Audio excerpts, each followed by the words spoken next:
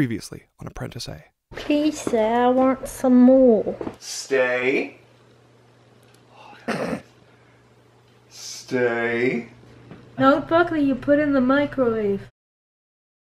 We've got new toys for new dogs. Look at this crinkle. And we have a goose. Buddy, go play with your toys. It won't honk. Oh, it's the release that makes it honk. It's not the squeeze. Yeah. Don't eat the fluff, you weirdo. There you go. And then we got smaller of the yellow con balls. Yep. Because the regular size ones, look, he's got this in his mouth. Chewie can handle them, but they're too big for 3PO. Here we go. Look.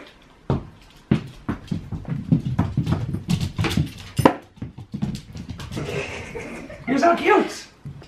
Yay, new toys! This is gonna be one of the most expensive things I'll ever buy, but I'm so excited about it.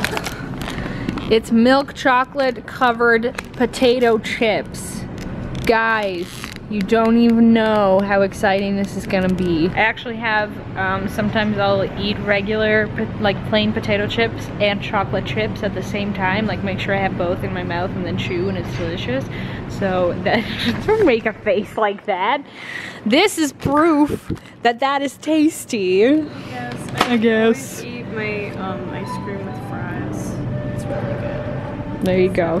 Potato. One of these days, probably when we're not in our 20s, we're gonna remember to do groceries before 10 o'clock. Until then, thank you grocery store chains for having 24-hour options. If we lived in Holland, we'd be so screwed. If we lived like All in grocery small town stores. Ontario, That's we'd true. be screwed. But you can usually find something that's open late. You just gotta drive for a little while. I guess. In Holland, stores close at 8. The end. Holland sounds like it's the worst. The worst. The worst. All right, Rianna.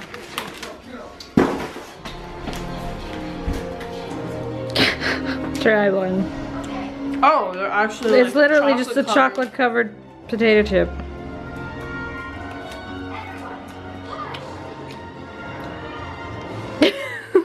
I get it. I get it. It's like salty and sweet. Next time I go make Corrado eat them. Corrado, I have a thing for you to try.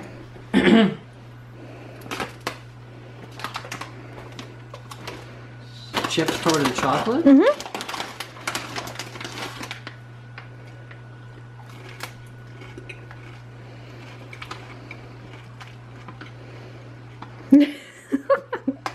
Are you not sure?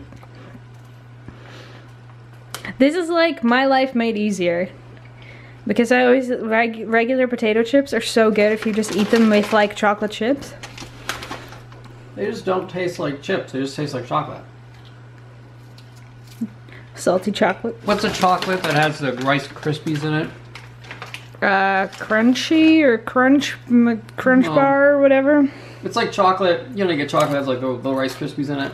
Not like toffee, but like a Rice Krispie kind of rice puff. That's what it tastes like, that, but like a giant rice puff covered in chocolate. Maybe. I think my ratio of chocolate is less chocolate, more chips. Is better. They are good though. They are freaking delicious. Yo! Yeah.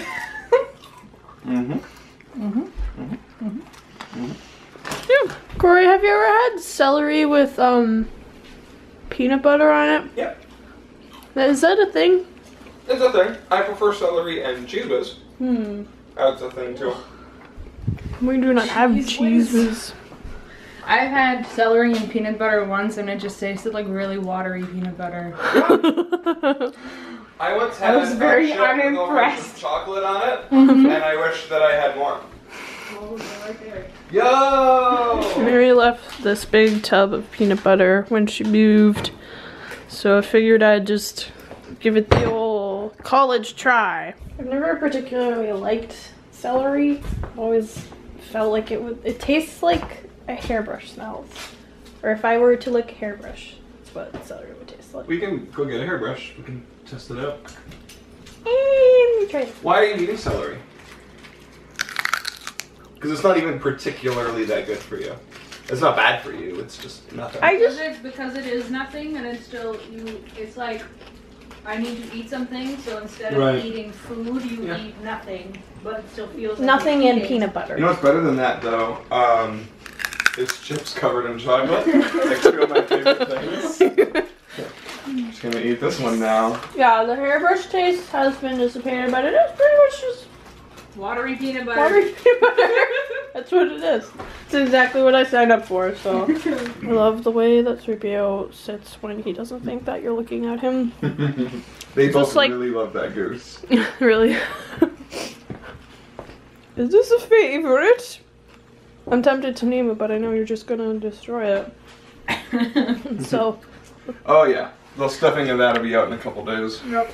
And then he'll suck on the fabric for 3 months. Tigger is still here. Really? Yeah. Oh my Tigger's goodness. somewhere. There's just a piece of fabric in the colors of Tigger. Oh my goodness, there he is.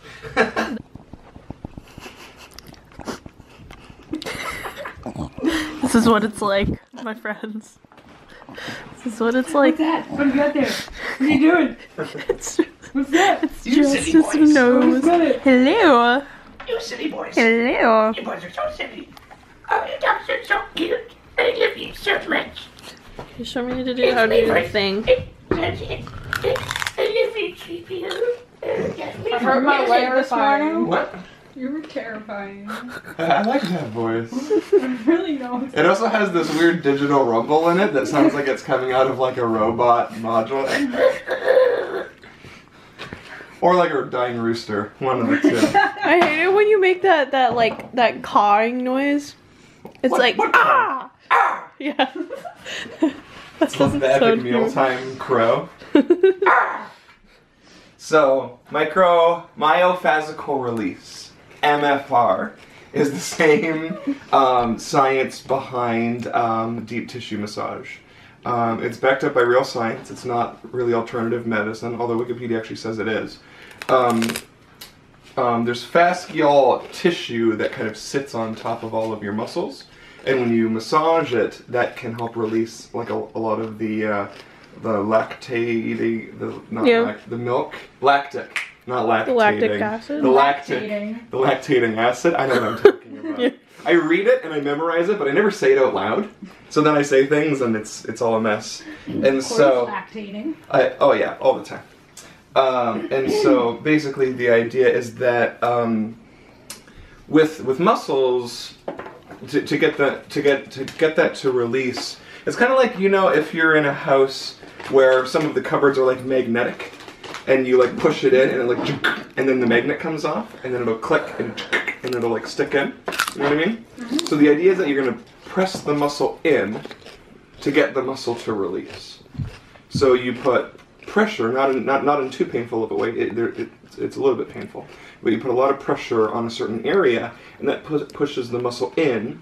And when you put a lot of weight or pressure on a muscle, your body tightens up. Like if I put all kinds of weight onto like my calf here, and I like put most of my body weight on that, your body fights it, and so like the muscle gets really strong and just like pushes back because it doesn't want to be resisted against like that. So when you hold that for 30 seconds, so by going like this, the more you wait, that you'll feel the muscle actually start to kind of, it almost feels like it's like giving up. Like it's kind of like pulsing or but it doesn't feel like it's weakening, but it just kind of relaxes. And then as you hold on it, you'll feel that muscle just be like super tight, and they say 30 to 60 seconds, eventually it just goes, and you can feel it release, and it feels like this wave. It's really, really weird. So when you put all of your weight on here, a lot of people when they get a foam roller, they think you're supposed to like roll, actually roll it out as if that's really good for it. But the idea is to find a tight pressure point. And so I'm looking for one. There's one.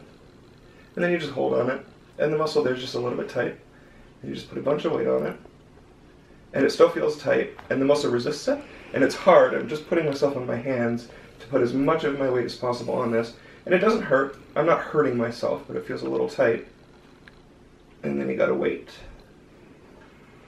And I'm starting to feel it like give up and relax. And it's relaxing. And I can feel it. And it's letting go. Guys, this is important. Yep, and it just totally let go. Yep, it's done. And then when I pull off, like it feels tender. So like if you said, like, ow, tender. like, that freaking hurts now. And you wouldn't do that to do your entire calf. Then you find another spot, and another spot, and another spot, and you find all of these tight spots, and you just hold it there, and then you would hold that for 20, 30 seconds, up to a minute. And What if yes. your butt's super tight? Pardon? How do you relax your butt muscles? Sit on it. If you put both cheeks on, it's not enough weight. So you gotta put one cheek on, and then you put all your weight, and then you look for a pressure spot, and there's one right there. Right there. I heard it. Good boy, 3PO. He knows. Comedic timing. And then you wait. And you can grab onto stuff. Like, there's no specific form.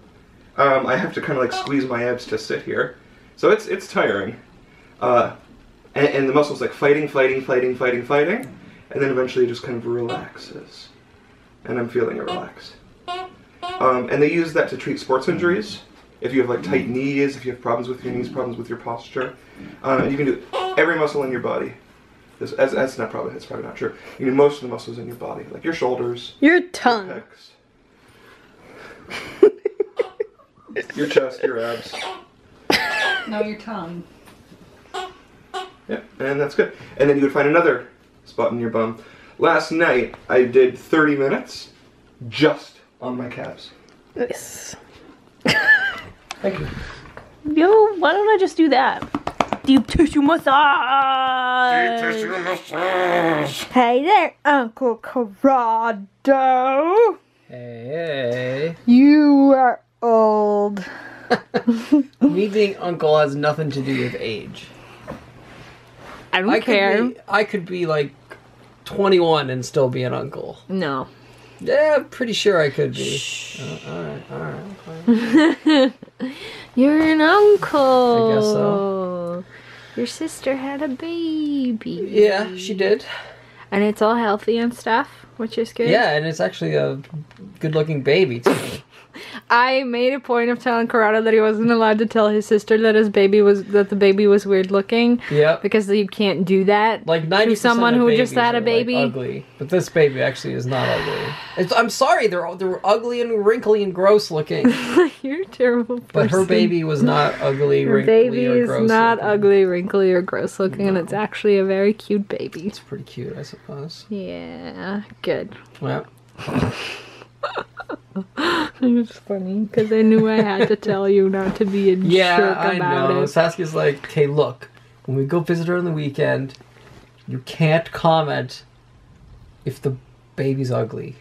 I said weird looking. I did not say ugly. Okay, you're right. You did say weird looking. And I was like, I know. But then inside I was like, oh, I'm really glad you told me that because I definitely would have said something. Yeah, you would have, and it would have been horrible. No, I am an honest guy. Yeah, you're a bad person. If you come to me and be like, hey, how's it going? And I go, that shirt is ugly. I mean What? it from the bottom of my heart. That's not how you greet people. If you smell bad, I'm going to tell you you smell bad. Oh my gosh. Corey comes in the room and he's like, hey, let's go to a meeting. And I'm like, no, you smell bad. He's like, what? And I'm like, I don't know. Something smells. You got to change it. It's not an insult. I'm not insulting you. I am just relaying information in which I have discovered. I am a scientist. Oh, okay. And through sensory discoveries, I have found things, whether it's sight or smell or sound. And as a scientist, I'm going to relay those findings to you in a scientific manner, Right. which may not necessarily be Okay, wrap it up, buddy. appropriate manner. Okay. That's what I got. Corrado Coia, scientist. Good night. Home is where the bar is.